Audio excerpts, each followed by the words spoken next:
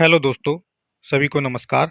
आज फिर से मैं अपने यूट्यूब चैनल पर एक नई वीडियो लेकर के आया हूं दोस्तों, क्योंकि बहुत सारे लोगों ने पूछा है, तरह तरह के सवाल हमसे पूछे हैं कि भैया सोलर पंप पानी कम देने लगा है, सब्सिडी पे लगवाया था, उसका पानी पहले तो ठीक था अभी कम देने लगा है। और भी बहुत सारे क्वेश्चन हैं, तो उनका एक एक करके मैं जवाब देने की कोशिश करूँगा। और जैसा कि अभी मैंने लास्ट वीडियो डाली थी उसमें बताया था कि हमने मात्र 1,20,000 में 4 किलोवाट सोलर पावर के साथ 3 HP का पूरा जो मोनोब्लॉक सेट है वो लगा के दिया है A to Z कंप्लीट। तो दोस्तों बहुत सारे सेट हमने पहले भी लगाए हैं, ये आप देख रहे हैं। ये समर्सिबल पंप हमने लगाया था, ये थोड़ा रिमोट एरिया में लगाया जहाँ बिजली वगैरह की दिक्कत है, पहाड़ की तलहटी में लगाया। और देख रहे हैं कितना शानदार ये पानी यहाँ पे दे रहा है, कितना मस्त इसमें प्रेशर का पानी दे रहा है। ये मात्र 3 HP का सेटअप हमने लगाया था, आप देख सकते हैं कितना ज़बरदस्त प्रेशर ये दे रहा है। तो दोस्तों चलिए मैं बताता हूँ।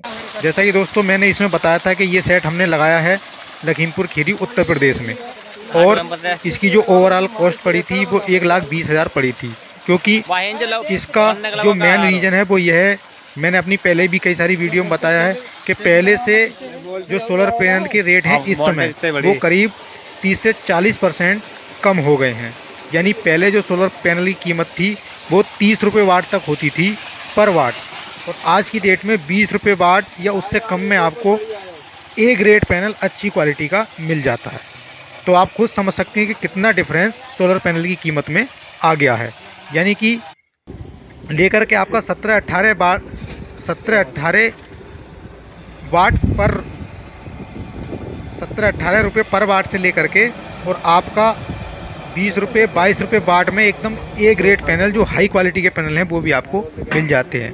तो इसलिए जो सोलर पैनल की जो कॉस्ट है आज की डेट में वो पहले के मुकाबले इतनी कम हो गई है। दोस्तों ये आप देख रहे हैं, ये एक 7.5 HP का सेट हमने लगाया था, 5 इंची पानी दे रहा है यहाँ पे ज़बरदस्त। नया चालू किया था ये, क्योंकि इनका भी यही था कि भैया हमारे पास बिजली से हम पहले चलाते थे, इसको हमें सोलर से चलाना है। मोटर ऑलरेडी इन्होंने डाली हुई थी, उसी मोटर को हमने सोलर पावर लगा करके और सोलर के थ्रू चलाया था। आप देख सकते हैं 5 इंची का पाइप है, 4 इंची पूरा ये प्रेशर का पानी इसने निकाला था। ये देख रहे हैं गोले में किस प्रकार से यहाँ पर पानी चल रहा है। और दूसरी चीज़ दोस्तों, जैसा कि बहुत सारे किसान भाई आजकल हमसे कह रहे हैं, कॉल भी आ रहे हैं, मैसेज भी आ रहे हैं, कमेंट भी कर रहे हैं लोग, वो ये कह रहे हैं कि भैया हमारा जो पंप है पहले पानी काफ़ी ठीक ठाक देता था, लेकिन अभी जो है पानी कम देने लगा है। दोस्तों इसके 3-4 रीज़न हैं जो मैं स्पष्ट करूंगा, लेकिन उसके बाद भी आपकी समस्या सॉल्व ना हो तो बेझिझक आप हमारे नंबर पे हमें कॉल कर सकते हैं। तो चलिए शुरू करते हैं। दोस्तों सबसे पहला जो रीज़न है वो मैं बता देता हूं कि आजकल जैसे कि सर्दियां शुरू हो गई हैं, अब मौसम में धूप कम रहेगी पहले के मुकाबले। अब 50% भी धूप आपको नहीं मिलेगी, जो धूप गर्मियों में होती थी उसके मुकाबले 50% भी धूप नहीं रहेगी। तो पहला रीज़न तो यही कि लोग सोचते हैं कि भैया जैसा हमारा पंप गर्मी में पानी देता था वैसा ही सर्दी में दे। तो दोस्तों जितनी धूप होगी उतना पानी मिलेगा। आप समझ सकते हैं जब 50% धूप होगी तो पानी भी पहले के मुकाबले वो आधा ही देगा।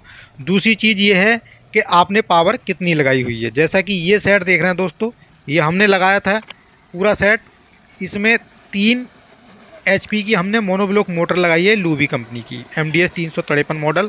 और यहाँ पे जो पावर लगाई है वो हमने लगभग 4 किलोवाट के आसपास पावर यहाँ पे लगाई है। इसमें 580 वाट के हमने यहाँ पे 7 पैनल लगाए हैं, तो देखा जाए तो 4 किलोवाट पावर हो गई। और जो BFD लगाई है वो 3 HP की INBT की 3 फेस लगाई है। तो दोस्तों इस केस में क्या होगा कि मोटर को जो रिक्वायरमेंट है वो, जैसा कि मैंने बताया कि सोलर से कोई भी मोटर चलाने के लिए 1 HP की मोटर के लिए 1 किलोवाट सोलर चाहिए। तो ये 3 HP है तो इसके लिए 3 किलोवाट सोलर चाहिए होता, लेकिन हमने यहाँ पे 1 किलोवाट पावर एक्स्ट्रा लगाई है। ये हमने कवर करने के लिए इसमें 1 किलोवाट सोलर पावर एक्स्ट्रा लगाई है।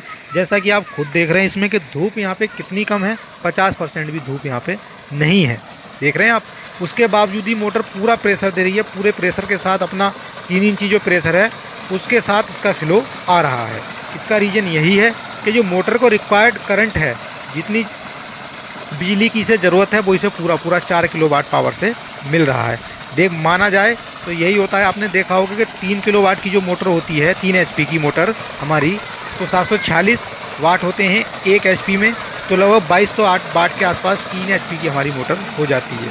पावर हमने यहाँ पे लगभग दुगनी लगा रखी है 4 किलोवाट। तो इस केस में अगर 5% सॉरी 50% यहाँ पे धूप है, तो उस केस में भी मोटर के लायक जो पावर है वो सोलर पैनल से जनरेट हो रही है, तो यहाँ पे पानी को पूरा मिल रहा है।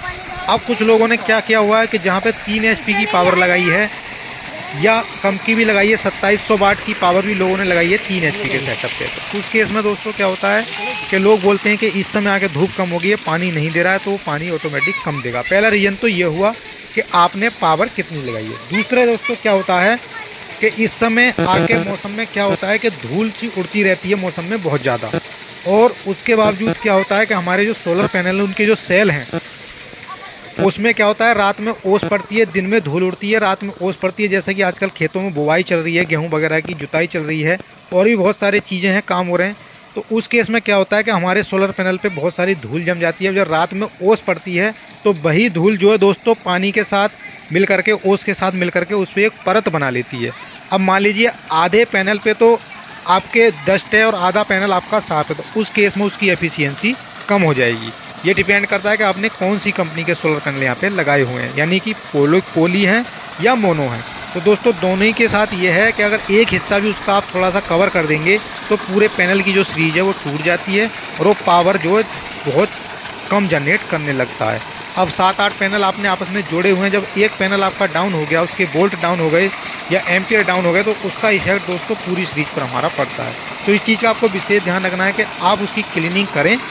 हफ्ते में एक बार या 15 दिन में एक बार पूरे पैनल पे पानी मार करके और कपड़े से अच्छी तरह से उसको साफ़ कर दें। अगर पैनल आपका चटका हुआ नहीं है तब, अगर चटका हुआ है तो उसे पानी से बिल्कुल साफ़ ना करें, उसे सूखे कपड़े से या हल्के नरम कपड़े से आप साफ़ करें। क्योंकि दोस्तों अगर पैनल चटका हुआ है, गिलास उसका चटका हुआ है, उसके ऊपर आपने देखा होगा धूल जम गई, ऊपर से ओस पड़ गई या पानी डाल दिया, तो उसकी सीरीज के अंदर वो धूल और पानी चला जाएगा, कुछ दिन वो चलेगा, उसके बाद वो ठप हो जाएगा क्योंकि उसमें कार्बन अंदर जम जाएगा।